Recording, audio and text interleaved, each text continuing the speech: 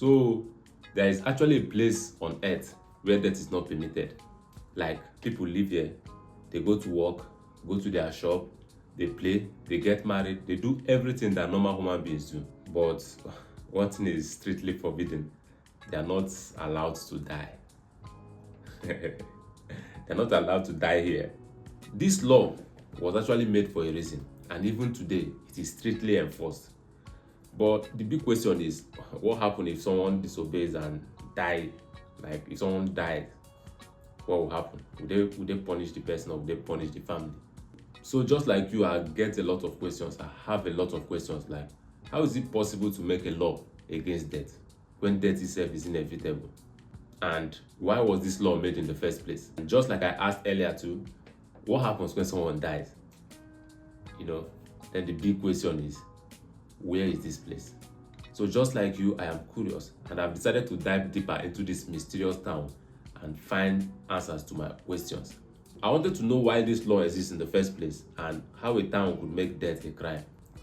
My search took me to Norway, a country in northern Europe, famous for its stunning natural beauty and rich culture. Norway is a land of beauty, towering mountains, glaciers, and northern lights that light up the Arctic sky.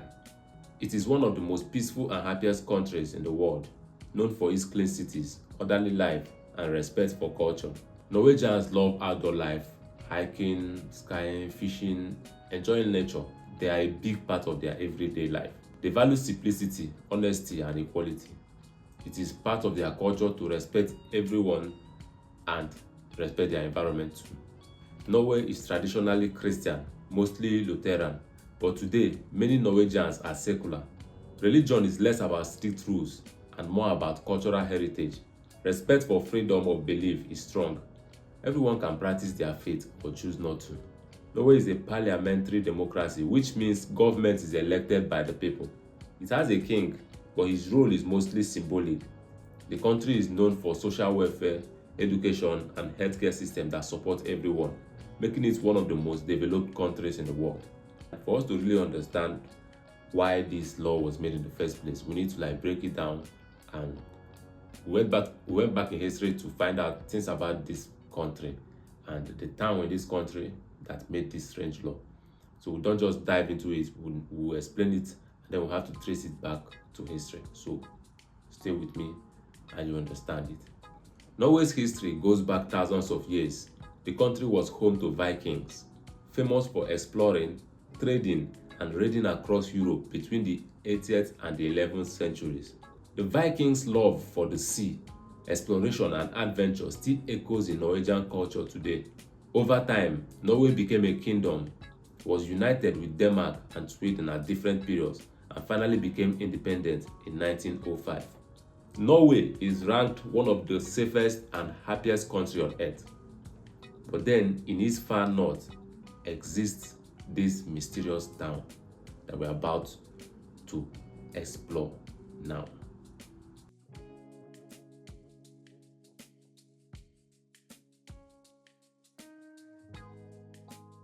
Longyearbyen did not begin as a typical town. It was first created because of coal, one of the most valuable energy resources of the early 20th century. In 1901, an American businessman named John Munro Longyear visited the remote Arctic island of Svalbard and saw potential in the region's rich coal deposits. 4 years later, in 1906, Longyear's company, the Arctic Coal Company, established the first permanent coal mining operation on Spitsbergen Island. This event marked the beginning of permanent settlement. People started building. The first year, cabins, houses, water supplies were installed, and railways were constructed to transport coals from the mines to the shore. And so by late 1906, a small community of workers and miners were living together through the Arctic winter, and it became the first overwintering settlement in modern Svalbard history. The settlement was originally named Longyear City, literally named after its founder, John Munro Longyear. For decades after 1906, Longyearbyen was essentially a coal mining town, and most people who lived here in these years were either miners or company workers. Living conditions were harsh. Workers often stayed in barracks with many men living together under basic conditions. Water was limited, food was simple and repetitive, and hygiene was poor due to the extreme environment. These conditions were accepted because coal mining paid better than many jobs on the Norwegian mainland, despite being more difficult and colder. So, in 1916, the American Arctic Coal Company sold its mining operation and the settlement to a Norwegian company called Stornorsk Spitsbergen Coal Company, SNSK. This change did not immediately transform everyday life. Coal mining continued as the main economic activity, and most residents were employees of the company. The community was still essentially a company town controlled and managed by the mining corporation. By 1926, the town's name was changed officially from Longyear City to Longyearbyen. Bien means town in Norwegian. During World War II, Longyearbyen's location made it strategically vulnerable. In 1941, as World War II expanded across northern Europe, the town was evacuated to prevent it from being used by enemy forces. In 1943, German battleships bombarded and destroyed most of the town. Very few buildings survived. After the war, people rebuilt the settlement from the ruins, often using whatever materials had survived or could be brought in afterwards. This event marked an end to the original mining town early era and the beginning of a post-war rebuilding period. The community that had existed before the bombing changed dramatically due to loss and so many destructions. At that time, people did bury their dead in the ground.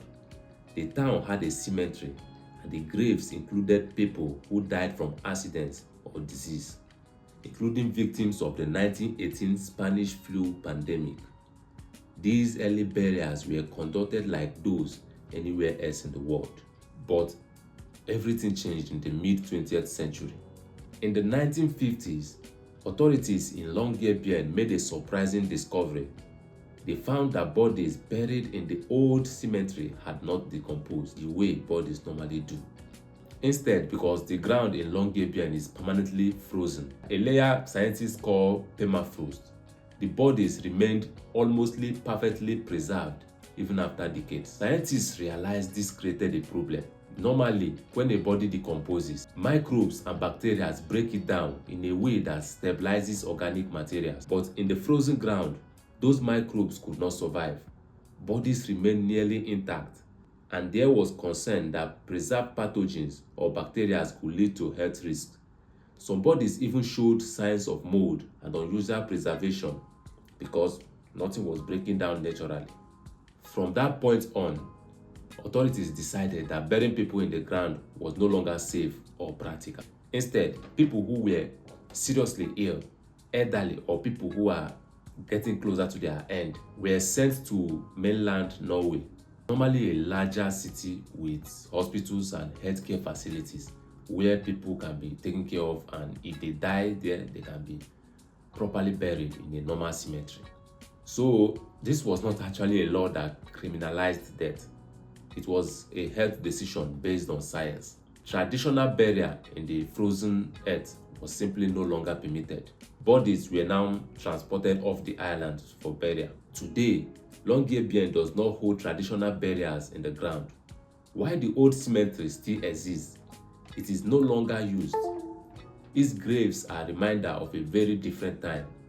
In recent years, Norwegians planned a new cemetery in Longyearbyen, but burial practices remain limited because of the permafrost and health concern. People in Longyearbyen live their lives much like every other person. Children play outside, residents go to work, tourists visit to see the Arctic scenery, and the community continues to grow. But because the local hospital is small and cannot handle serious medical care or childbirth safely, some life events like giving birth or end-of-life care require people to travel to the mainland. Importantly, people still die in Longyearbyen, especially from accidents or unexpected causes, but their bodies are not buried there with traditional methods. There is no